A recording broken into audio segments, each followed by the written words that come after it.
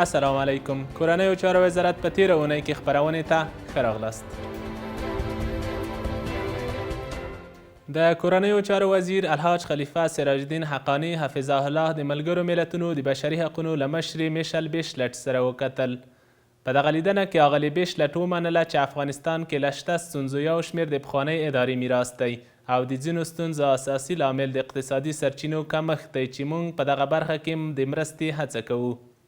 دغه راز اغلې بیشلټ عمومي عفوه د ملي پخلاینې لپاره لوی او مؤثر اقدام وباله او هیله یې څرګنده کړه چې لا ډېره توجه ورته وشي. په یاده ناسته کې د کورنیو چارو وزیر الحاج خلیفه صاحب ډاډ ورکړ چې د عمومي عفوې په مرسته د انتقامي فکر په له منځه وړلو کې مؤثر پرمختګ شوی.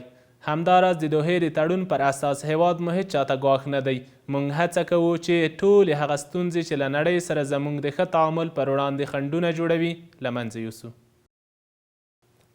د کورنیو چارو وزیر الحاج خلیفه حقانی حفظه الله د کرکټ ملي لوبډلې له مشرتابه او یو شمېر لوبغاړو سره وکتل.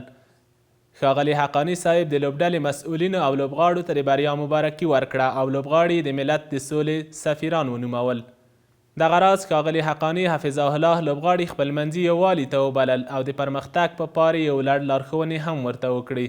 د کورنیو چارو وزیر وویل کرکټ بورډ مستقل دی، هیڅ ډول لاسوهنه به پکې نه کیږي. دغه راز لوبغاړو ته د امنیت په خاطر د ځانګړو کارتونو د ورکړې سپارښتنه هم وکړه او ژمنه یې وکړه چې د نظام په بدلون سره به کرکټ بورډ لا پرمختګ وکړي.